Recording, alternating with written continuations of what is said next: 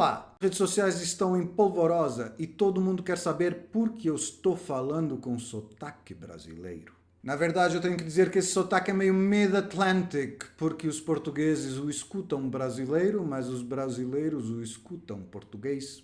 Eu comecei a usar esse sotaque depois de algum tempo a trabalhar no Brasil, mais ou menos, precisamente meia hora, quando eu percebi que a pessoa na minha frente escutava o que eu dizia e só falava oi, oi, oi, oi, oi.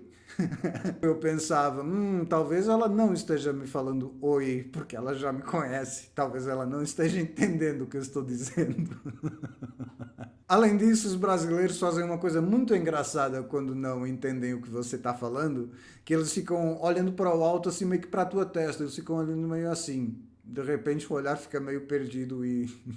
Então essa é a primeira razão. Esse sotaque, como qualquer sotaque, é um atalho para ser entendido. E eu comecei a fazer ele nesses vídeos porque, sinceramente, eu pensava que mais brasileiros estavam assistindo eles do que portugueses. Mas, enfim, eu aprendi a ler finalmente o raio das estatísticas do YouTube, que eu não sabia como ler e como navegar. E eu descobri que mais pessoas em Portugal estão vendo esses vídeos do que pessoas no Brasil. Então eu vou falar o resto do vídeo em português de Portugal. É isto mesmo, não quero saber. Português de Portugal. Mas isso abre outra questão.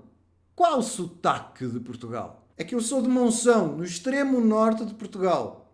Depois eu fui, com 17 anos eu saí, fui morar em Coimbra, morei lá uns anos. Depois eu fui para Lisboa, morei lá mais alguns anos. E finalmente eu vim para o Brasil há cerca de 12 anos, 11 anos mais ou menos. Mesmo sem eu querer, o sotaque mudava ao longo do tempo. Em qualquer lugar desses, o meu sotaque ia se adaptando ao do lugar onde eu estava. É muito complicado esta coisa de sotaques. Então, para falar mais sobre isso, eu convidei um especialista, um dos maiores filólogos que eu conheço, um dos maiores filólogos da Universidade de São Paulo, Dr. Sique. Eu perguntei para o Dr. Sique o que ele me poderia dizer sobre as diferenças entre os sotaques do norte e do sul de Portugal, que é a especialidade dele. Vamos ouvir o áudio que ele me mandou. Meu caro amigo, eu primeiro gostaria de agradecer pela oportunidade de mostrar meu talento enquanto linguista. Não é sempre que isso acontece. E eu devo te dizer que essas diferenças são muito pronunciadas. Por exemplo, na pronúncia do norte, diriam: então, carago, vamos comer ou não vamos comer?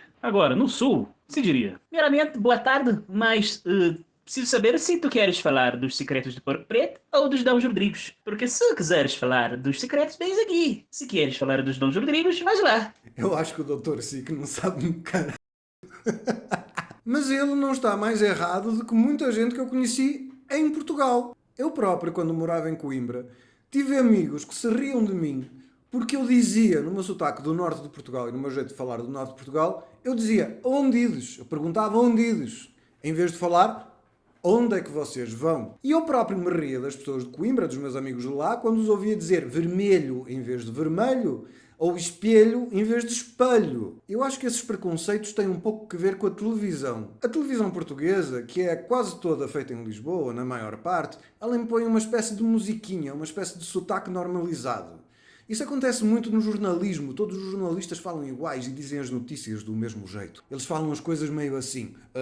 Dia ocupado para o presidente Marcelo Rebelo de Sousa, que visitou 3 lares de terceira idade em 3 diferentes regiões de Portugal. E é curioso como esta normalização de sotaques não é apenas de um sotaque, são vários sotaques, vários tipos de sotaque. Por exemplo, na ficção televisiva, que também é esmagadoramente feita em Lisboa, e muitas vezes imagino com muito pouco tempo para os atores fazerem pesquisa a sério, coitados, parecem uns sotaques genéricos ou do norte, ou do interior, ou da personagem provinciana, que são uma mistura entre os Esches de Viseu, e uma musiquinha ali de Braga, ou de Viana, e as pessoas falam assim, e abrem as vogais, onde é que tu vais? Onde é que tu vais? Acho que nesta questão dos sotaques, realmente, a questão é não pensar muito sobre o facto.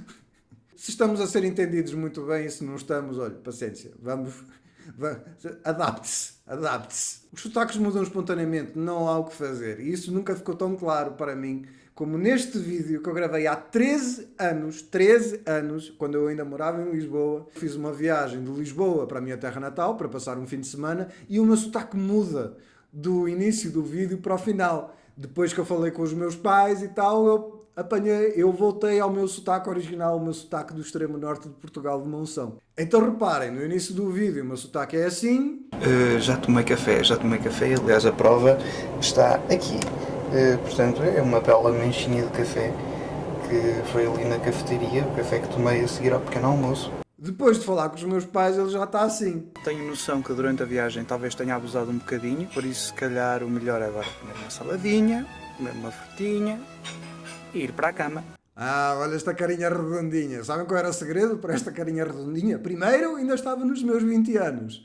E depois, tudo que eu comia ao longo da viagem. Então, e agora faço os vídeos em qual sotaque? Não sei, digam vocês. Não, pensando melhor, vocês não sabem não ser chatos. Então eu vou fazer os vídeos no sotaque que eu quiser. Tchau! Buonasera!